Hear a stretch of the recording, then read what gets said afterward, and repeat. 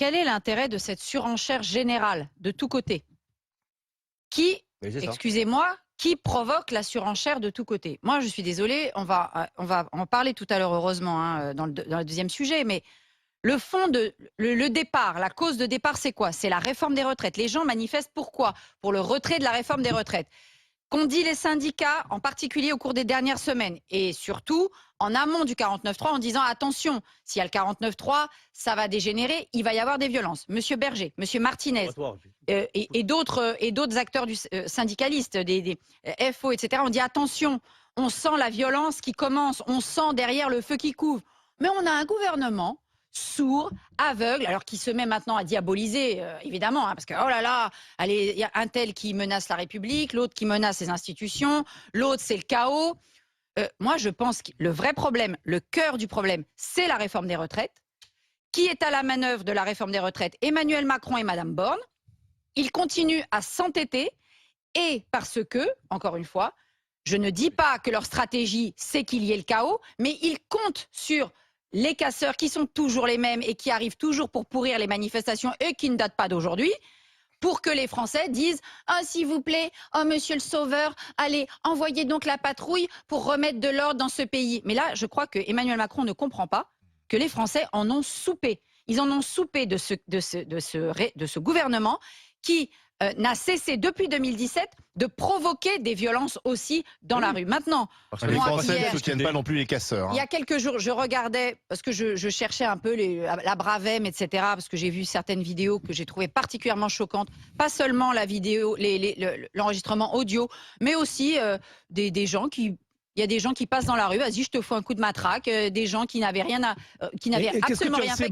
Mais qu'est-ce que tu en sais? Non, j'ai vu des vidéos. Des punchlines comme ça. Ah, excuse-moi, quand tu tabasses une personne à terre. Dis que t'aimes pas la police, c'est une chose, mais ne dis pas les choses comme ça, je t'en prie.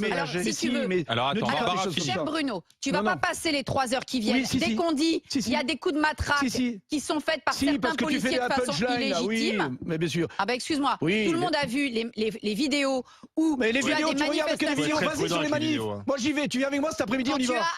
On y va cet après-midi tous les deux. Quand tu as quelqu'un, arrête d'éructer. Non, arrête d'éructer, je te dis simplement. Tu me coupes pas la parole. Moi je t'ai pas coupé la parole, tu ne me coupes pas la parole. Barbara, fini. Quand tu vois quelqu'un qui supplie en disant il y a mon grand-père par terre parce qu'ils étaient juste en train de manifester et que derrière il y a un black bloc et que le papy est à terre et que l'autre lui fout des coups de matraque, excuse-moi, c'est pas utile le coup de matraque. Oui, mais ces vidéos, il faut être très prudent. Oui, mais non, mais regarde que ça, regarde que les vidéos. Qu'est-ce qui s'est passé avant, après? Voilà, faut être prudent avec les vidéos. Oui, mais voilà, sois prudente alors. Non, je suis pas prudente avec les vidéos que j'ai vues. Je ne parle pas de certaines autres. Quand je vois au loin... Vas-y sur la manif, voir ce qui se passe. Oh, arrête de regarder et de lire des journaux et de regarder des images. Les vidéos dont je te parle ont été prises par des journalistes. Cet après-midi avec moi. Les vidéos ont été prises par des journalistes et des journalistes qui sont ensuite venus sur des plateaux. Des reporters spécialisés. Non, pas du tout. Ton raisonnement. Attends que Barbara aille au bout de son raisonnement. On a compris que tu étais là pour défendre les flics en général. S'il y a certains flics qui pourrissent l'image de la police, tu as bien tort de ne pas les reconnaître. C'est bien dommage. Il faut les sanctionner. Je disais simplement que je m'intéressais donc à la Bravem et j'en suis arrivée à regarder des vidéos sur les voltigeurs des années 86. Oh là là. Et qu'est-ce que je regardais? Mais non, mais c'est pas la question de Malik Oussekine. Oui, je sais, t'es comme Zemmour. Faut plus avoir le syndrome Malik Oussekine. Faut y aller franco. Faut pas y penser. D'accord. Donc, je suis tombée sur le journal de 20h de Claude Sérillon et de Noël Mamère.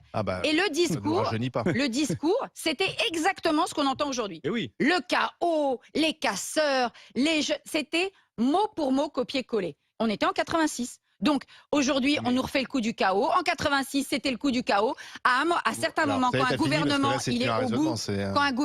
est au bout et qui ne veut pas aller au bout des réformes, il accuse... Excusez-moi, quand tu veux tuer ton chien, tu dis qu'il a la rage. D'accord, mais ça n'empêche que, sincèrement, les gens, l'ultra-gauche qui vient se faire du flic, elle n'a rien à faire de la réforme des retraites. Pardon Barbara, c'est l'autre tu te trompes. J'avais dit le contraire, je ne me trompe pas, j'ai défendu les Black Blocs. Non, c'est pas ça, mais tu parlais que des manifestants qui manifestent contre la réforme des retraites. Tu disais que si on n'avait pas fait la réforme des retraites, il n'y aurait pas de casseurs, ou c'est ce que on disait ça.